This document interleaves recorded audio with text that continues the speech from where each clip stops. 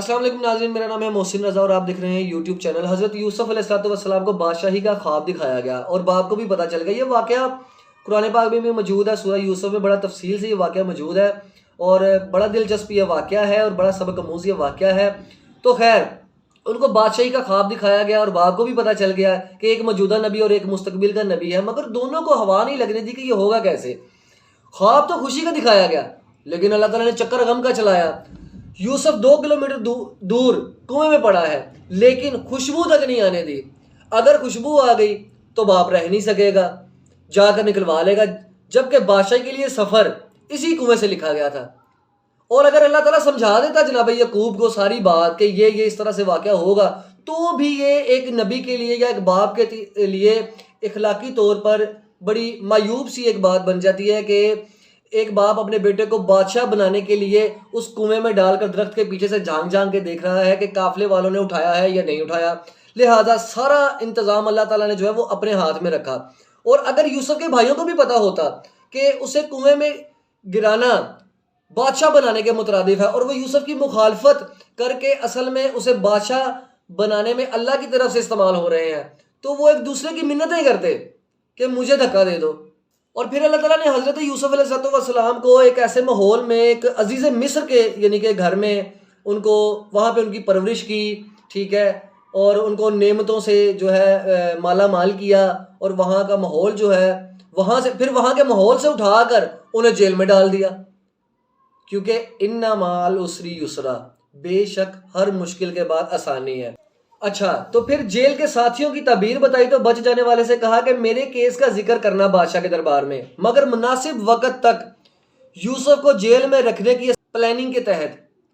شیطان نے اسے بھلا دیا۔ یوں شیطان بھی اللہ کی اسکیم کو نہ سمجھ سکا اور بطور ٹول استعمال ہو گیا۔ اگر اس وقت یوسف علیہ السلام کا ذکر ہو جاتا بادشاہ کے دربار میں تو یوسف سوالی ہوتے، اور اللہ تعالیٰ کو یہ پسند نہیں تھا، کیونکہ اللہ کی پلاننگ میں بادشاہ کو سوالی بن کر آنا تھا اور پھر بادشاہ کو خواب دکھا کر سوالی بنا دیا۔ اور پھر یوسف علیہ السلام کی تعبیر نے ان کی عقل و دانش کا سکہ جما دیا۔ بادشاہ نے بلایا تو فرمایا میں NRO کے تحت باہر نہیں آؤں گا جب تک عورتوں والے کیس میں میری بے گناہی ثابت نہ ہو جائے۔ عورتیں بلوائی گئیں اور سب نے یوسف کی پاک دامنی کی گواہی دی، اور ایون کہ مدعیہ عورت جو کہ بی بی زلیخا جن کا نام تھا، انہوں نے بھی جھوٹ کا اعتراف کیا اور کہا کہ یوسف سچے ہیں، پاک دامن ہے، ان کی پاک دامنی کی اور صداقت کی گواہی دی۔ اچھا، پھر وہی قحط کا خواب جو بادشاہ کو یوسف کے پاس لایا تھا، وہی قحط ہانکا کر کے یوسف کے بھائیوں کو بھی ان کے دربار میں لے آیا اور دکھا دیا کہ یہ وہ بے بس معصوم بچہ ہے جسے تمہارے حسد نے بادشاہ بنا دیا۔ جناب یوسف نے ان سے کیا فرمایا کہ پہلے بھی تم میرا کرتا لے کر گئے تھے جس نے میرے باپ کی بنائی کھا لی، کیونکہ وہ اسی کرتے کو سونگ سونگ کر گریا کیا کرتے تھے۔ فرمایا اب یہ کرتا لے جاؤ، وہ کھوئی ہوئی بنائی واپس لے آئے گا۔ اب یہاں پہ اگلی بات، یوسف نہیں، یوسف کا کرتا مصر سے چلا ہے تو کنعان کے صحرا تک مہک اٹھے، اور جناب یعقوب پکار اٹھے اور کہا کہ اگر تم مجھے سٹھایا ہوا نہ کہو تو ایک بات کہوں، مجھے یوسف کی خوشبو آ رہی ہے۔ دیکھیں، جب رب نہیں چاہتا تھا تو 2 کلومیٹر دور کے کنویں سے خبر نہیں آنے دی، اور جب اللہ تعالیٰ نے سوئچ آن کیا تو مصر سے کنعان تک خوشبو سفر کر گئی۔ دیکھیں،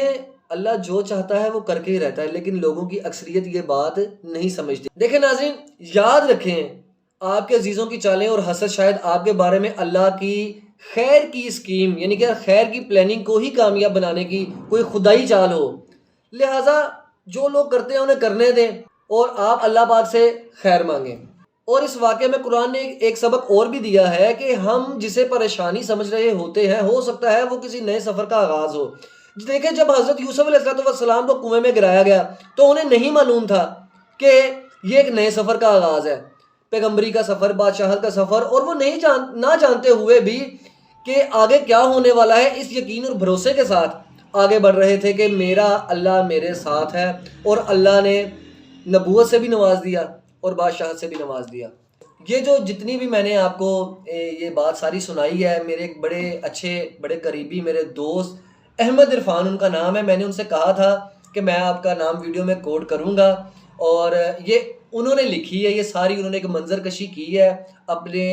اپنی سوچ سے، اپنے فہم سے، اپنے علم سے، اپنی معرفت سے۔ اللہ تعالیٰ ان کے علم میں مزید اضافہ کرے، اور میں نے ان کی اجازت سے جو ہے انہوں نے کہا جی آپ بنائیں ویڈیو، تو میں ان کا بھی بڑا شکر گزار ہوں کہ انہوں نے ہمیں اپنے علم سے